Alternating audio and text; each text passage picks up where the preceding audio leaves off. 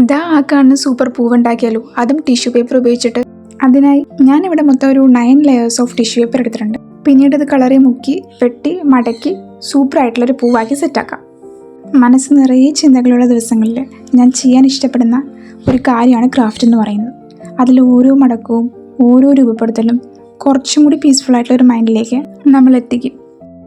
അപ്പോൾ അതുകൊണ്ട് തന്നെ ഈ വിഷ്വൽസിൽ കാണുന്ന പോലെ ഈസി ആയിട്ട് ചെയ്തെടുക്കാൻ പറ്റുന്ന ഒരു സിമ്പിൾ ആൻഡ് ബ്യൂട്ടിഫുൾ ആയിട്ടുള്ള ടിഷ്യൂ പേപ്പർ ഫ്ലവറാണ് നിങ്ങളീ കാണുന്നത്. ഈ ഒരു ക്രാഫ്റ്റ് ഉണ്ടാക്കാനായിട്ട് വിലയേറിയ സാധനങ്ങളുടെ ആവശ്യവുമില്ല, സങ്കീർണമായ രീതികളുമില്ല, സൃഷ്ടിക്കാനുള്ള മനസ്സ് മാത്രം മതി. അതുകൊണ്ട് തന്നെ ഈ സിമ്പിൾ ആയിട്ടുള്ള ഇൻഗ്രീഡിയൻസ് ഉപയോഗിച്ചിട്ട് ഏറ്റവും മനോഹരമായിട്ടുള്ള ഒരു ഫ്ലവർ നിങ്ങൾക്ക് ഉണ്ടാക്കാം. ക്ലാസ് റൂം ഡെക്കറേഷനായും നോട്ടീസ് ബോർഡിനായും അല്ലെങ്കിൽ ചെറിയ DIY ഗിഫ്റ്റായും ഇവ ഉപയോഗിക്കാം.